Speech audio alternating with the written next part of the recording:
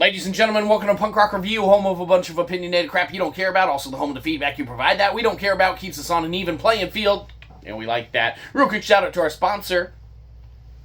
Yeah, absolutely no one. Feel bad and give us money. Anyhow, moving straight into it today, after we put our credentials up, obviously, because we are professional gamers. Today we're going to be talking about something that we revisit and talk about here and there whenever we feel like it, because we get to do whatever we want.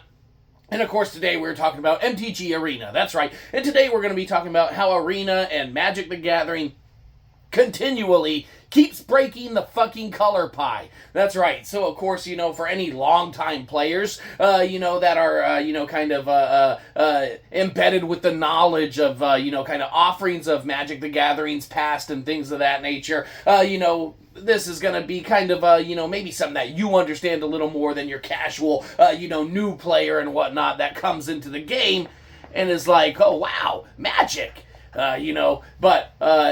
If we are going to be talking about how they are breaking the color pie and whatnot, obviously, every color for, those newcomers and such, not us, we've been playing for a couple years now. We're not veterans at it and stuff, but we are professionals, obviously. Every color exceeded in doing something, man. Blue was countering, red was straight, really fast aggro, white was balancing and such, green was giant trampling creatures and things of that nature, and, just kind of natural kind of resources on that, and then black was just, easily, hurting yourself to get an advantage, just kind of, just straight up destruction and whatnot and stuff along those lines. And blue was countering. Did we already talk about that? It doesn't matter. Blue was, countering. Whatever. Every color excelled in doing its own thing. Then you had, of course, the little double colors come out and stuff, and,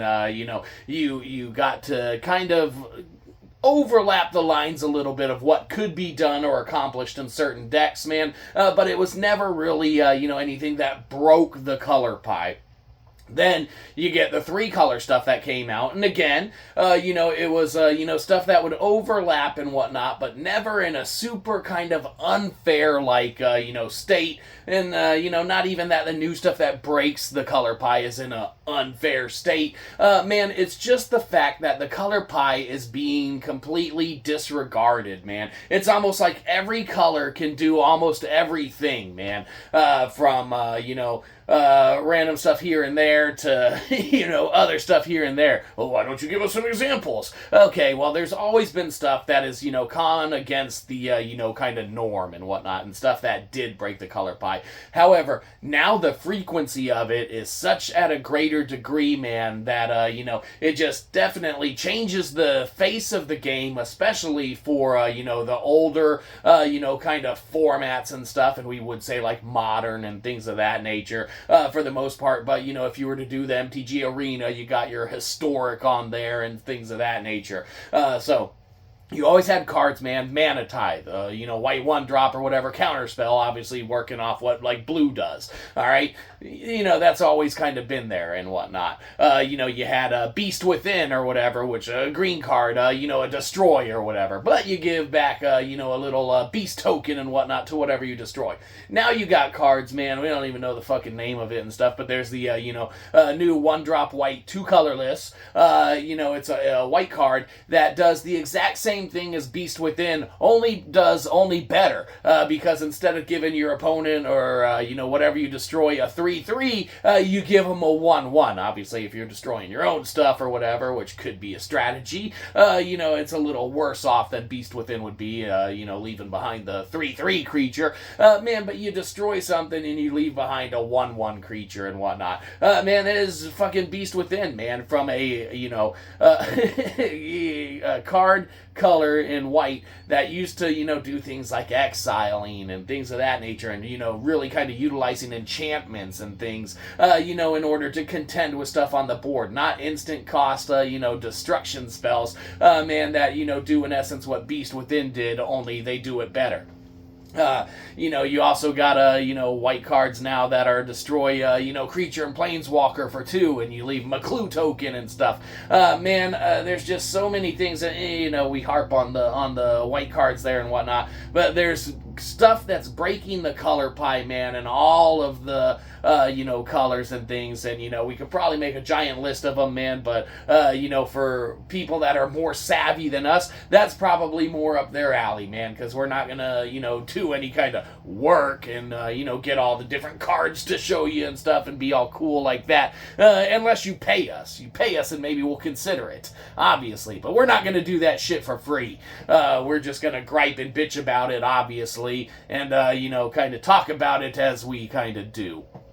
So, anyhow, Magic Arena, Magic the Gathering itself, we still loves the game, man, but the direction that they're going with a lot of cards that are just breaking the color pie is definitely frustrating and at the same time disheartening, because, man, we're just kind of, we want each color to do what it does, man, and we want it to do it well, and we think that there are ways to kind of change the landscape of the game within the confines of that without just mixing everything together and making it to where every card does everything, man. You already have bad cards being designed and whatnot that in essence are just completely, bullshit, and stuff, and, for case in point, the One Ring and whatnot.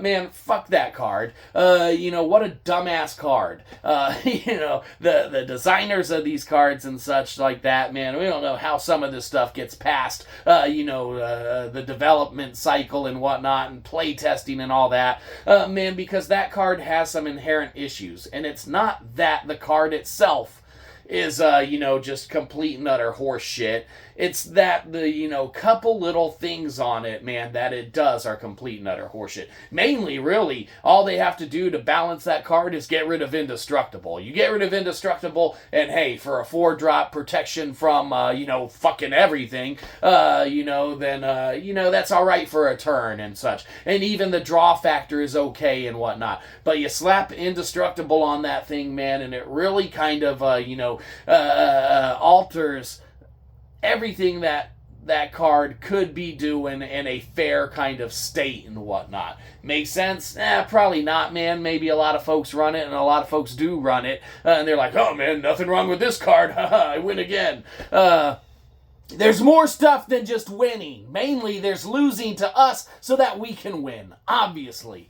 And I don't want to hear it's indestructible, it's the One Ring, it's from Lord of the Rings, it's indestructible. No, fucking Frodo threw that motherfucker into the fucking fire and shit in Mordor, and that shit fucking, burned when Gollum, took it down with his hand. And if it didn't burn, that shit's fucking gone. No one has it, except Gollum's fucking skeleton hand, or whatever, that probably melted, and such. We go off on other stuff aside from, the color pie issues and which there are a variety of examples and stuff, but, all ones of you that watch this, hi, Mom, you write those cards, man, in the, comments and stuff of anything that you feel may have broken the color pie, and maybe we're just totally off the mark. Maybe fucking, our lack of knowledge in the 10 plus years that we've been playing Magic the Gathering, it's just so askewed, man, from losing to the One Ring so much that it's like, oh, nothing in the color pie's broken, everything's working how it should. Maybe it's just us. But, oh well, who cares? Anyhow, Magic the Gathering, changes in the color pie. What can be said about this? It's good old-fashioned, it's gonna get nothing because this shit ain't working. Hold on.